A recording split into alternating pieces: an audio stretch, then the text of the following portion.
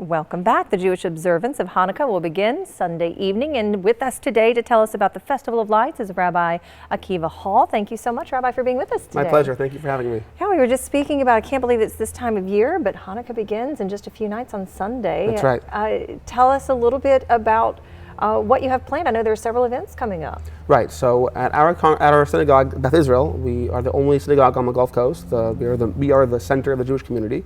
And we are planning our yearly Chanukah event, which will take the form of a carnival, an outdoor carnival with rides for kids and food and activities, nice. Culminating in the beginning of the holiday, which actually begins Sunday evening with the lighting of the menorah out together at the carnival with our community. And I know you've brought a small example of a menorah. This is what you would typically find in households across South Mississippi. Right. So Sunday night you light the first candle. Yes, every home, every Jewish family lights one candle each night of Hanukkah and after the sun goes down.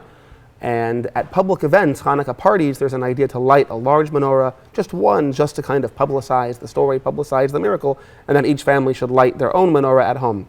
Now, after Sunday's festival, are there other events coming up throughout the next 8 days after Yes, that? so our main event is Sunday night, as I mentioned, and also Tuesday evening in Ocean Springs at 7 o'clock, we're having our annual Hanukkah menorah lighting at Quake's Ice Cream Store. The owner of Quake's is a friend of our community, a member of the Jewish community, and every year we have a Hanukkah event there as well. How large is our Jewish community in South Mississippi? That's a pretty hard question to answer. Okay. I would say roughly, truthfully, we probably have around 200 Jewish families in our community. Yeah, well, you have a very active community, though, right. And this is just an example with the festival. And the festival Sunday night is happening at Congregation Beth Israel? Yes, that's right. Excellent. And do you mind sharing with some of our viewers a little bit, if they may not remember the history behind the menorah and the holiday itself? Sure. So Hanukkah is a 2,000-year-old holiday. It is not mentioned in the Bible, in the Torah. It's a little post-biblical story.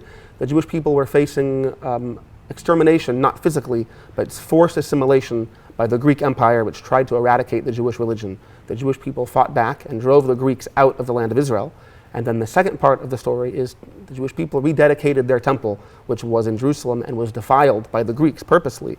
And the Jewish people rededicated it, and as a sign of God's approval, the menorah, which is a candelabra lit every day in the temple, every day of the year, was miraculously burning for 8 days as a sign of God's approval of the Jewish people rededicating their temple and driving their enemies away. So Hanukkah really represents not being ashamed of who you are, not trying to fit in and be like everyone else, being proud of who you are, and trying to do your part to dispel darkness even if the odds seem against you. A beautiful story, beautiful heritage, beautiful holiday, and thank you so much for sharing that with us. Thank you. We wish everybody a happy Hanukkah. I know it's happening Sunday night when you get to light the first candle on the menorah, and we wish you well on your festival and upcoming events as well. Thank you very much. I appreciate it so much. Thank you, Rabbi. We appreciate having you here. Thank you.